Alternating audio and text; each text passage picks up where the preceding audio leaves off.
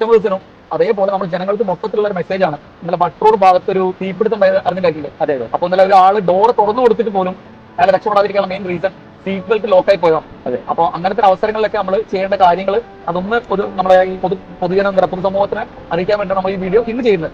Details ഇല്ല, അന്ന് വണ്ടിനെ കുറിച്ച് ഒരു ഡീറ്റെയിൽസും ഇല്ല. ഒരാളെ എങ്ങനെ രക്ഷപ്പെടുത്താം, ഇങ്ങനെ ഒരു ബുദ്ധിമുട്ട് നടന്നു കഴിഞ്ഞാൽ എങ്ങനെ രക്ഷപ്പെടുത്താം, കുടുംബത്തിന് ഒരാൾ നഷ്ടപ്പെടാതെ എങ്ങനെ നമുക്ക് സേവ് ചെയ്യാനാണ് നമ്മൾ ഇന്ന് ചെയ്യാൻ വേണ്ടി പോകുന്നത്.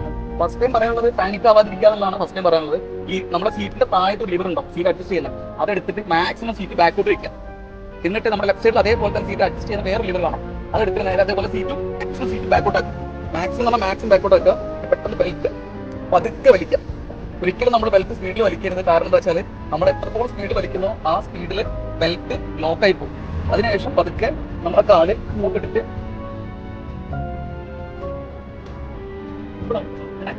ഇറങ്ങി പോകാൻ പറ്റും.